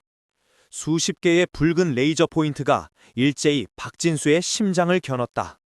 모든 것은 불과 몇 초 만에 일어난 일이었다. 박진수는 자신의 눈앞에 펼쳐진 광경을 믿을 수 없다는 듯 멍하니 서 있었다. 그의 얼굴에서 자신만만한 미소가 경악과 불신으로 그리고 마침내 처절한 절망으로 뒤바뀌는 데는 1초도 걸리지 않았다. 그의 완벽했던 덫, 그의 완벽했던 무대, 그 모든 것이 사실은 자신을 위한 거대한 무덤이었다는 것을 그는 비로소 깨닫고 있었다. 사냥꾼은 어느새 사냥감이 되어 있었다. 박진수는 자신을 둘러싼 수십 개의 총구 앞에서도 마지막 남은 오만함을 버리지 못했다. 그는 이내 경악에서 벗어나 입술을 비틀며 경멸 어린 웃음을 터뜨렸다. 마치 모든 것을 포기한 자의 광기 어린 조소였다. 증거. 그가 킬킬거리며 말했다. 그래, 나를 잡았다고 치자. 하지만 증거가 있나? 이 창고 안에서 내가 짓거린 말들을 녹음이라도 했나? 불법적으로 수집된 증거는 법정에서 아무런 효력도 없다는 걸 형님도 잘 알 텐데. 그는 여전히 자신이 이길 수 있다고 믿고 있었다. 자신의 뒤를 봐주는 거물급 변호인관과 증거 불충분이라는 법의 허점, 그것이 그의 마지막 방패였다. 하지만 강지훈은 더 이상 그를 향해 분노하지 않았다. 그의 눈에는 길을 잃은 가엾은 동생을 바라보는 듯한 깊은 연민과 슬픔만이 감돌고 있었다. 그는 천천히 자신의 상의 안주머니에서 검은색 만년필을 꺼내들었다. 그리고는 희미하고도 씁쓸한 미소를 지으며 말했다. 고맙다 진수야. 지난 시간 동안 네가 직접 우리에게 증거를 제공해줘서. 그는 자신의 손에 들린 만년필을 마치 법정의 판사가 판결봉을 들어 올리듯 박진수의 눈앞에 들어보였다. 박진수의 얼굴이 순간적으로 굳어졌다. 그는 저 펜의 의미를 이해하지 못했다. 강지훈의 시선이 그의 곁에 서 있는 강소연에게로 향했다. 그녀가 이 모든 기적의 설계자였다. 강소연은 차가운 목소리로 악마에게 마지막 판결을 내렸다. 그 도청장치 제가 역으로 해킹했습니다. 그녀의 한마디에 박진수의 동공이 지진이라도 만난 듯 흔들렸다. 당신이 회장님의 모든 것을 엿듣는 동안 그 펜은 단순한 수신기가 아니었습니다. 저는 그 펜을 당신의 목소리를 포함한 이 공간의 모든 소리를 암호화된 외부 서버로 실시간 송신하는 강력한 발신기로 바꾸어 놓았습니다. 당신이 안태수 팀장에게 전화를 걸어 협박하던 그 순간부터 방금 전 당신이 15년간의 모든 범죄를 자랑스럽게 자백하던 그 순간까지 당신의 모든 목소리는 단 한마디도 빠짐없이 합법적인 영장 집행하에 경찰 서버에 녹음되고 있었습니다. 정의는 가장 기발하고도 잔인한 방식으로 구현되었다. 악마의 가장 은밀한 무기가 바로 악마 자신의 심장을 겨누는 가장 날카로운 칼이 된 것이다. 박진수의 얼굴에서 마침내 모든 것이 무너져 내렸다. 그의 마지막 오만함의 방패가 산산조각 나며 그 아래 숨겨져 있던 나약하고 비참한 맨얼굴이 드러났다. 그는 아 하는 작은 신음소리와 함께 그대로 바닥에 주저앉았다. 그의 완벽했던 범죄, 그의 완벽했던 무대는 그가 가장 신뢰했던 바로 그 펜 한 자루에 의해 이렇게 허무하게 막을 내렸다. 일주일 후 대호그룹 본사의 대강당은 수백 명의 기자들이 뿜어내는 카메라 플래시로 눈이 부셨다. 강지훈 회장은 단상 중앙에 서서 담당한 표정으로 그 모든 빛을 마주하고 있었다. 그의 얼굴은 일주일 전보다 수척해 보였지만 그 눈빛은 그 어느 때보다도 맑고 단단했다. 그는 더 이상 세상의 정점에 선 오만한 제왕이 아니었다. 그는 자신의 과오를 인정하고 진실 앞에서 고개 숙일 줄 아는 한 명의 인간으로 다시 태어나 있었다. 그는 준비된 원고를 보지 않고 자신의 목소리로 15년간 묻혀있던 진실을 세상에 공표하기 시작했다. 저는 오늘 이 자리에서 지난 15년간 대호그룹이 저질렀던 그리고 저 강지훈이 외면했던 끔찍한 과오에 대해 사죄하고자 합니다. 그의 첫마디에 장내는 술렁이기 시작했다. 15년 전 제 아들 민혁이를 앗아간 비극적인 사고는 단순한 사고가 아니었습니다. 그것은 대호그룹의 경영권을 찬탈하려 했던 한 개인의 탐욕이 만들어낸 치밀하게 계획된 살인이었습니다. 그리고 그 과정에서 그는 잠시 말을 멈추고 숨을 골랐다. 고 강대호 씨는 살인자가 아니었습니다. 그는 자신의 딸을 지극히 사랑했던 평범한 아버지였으며 저희 아들과 마찬가지로 그 끔찍한 범죄의 무고한 희생양이었습니다. 늦었지만 저는 이 자리를 빌려 고인의 명예를 회복하고 그의 유가족에게 머리 숙여 깊이 사죄드립니다. 그는 단상을 향해 90도로 허리를 깊게 숙였다. 카메라 플래시가 미친 듯이 터져나왔다.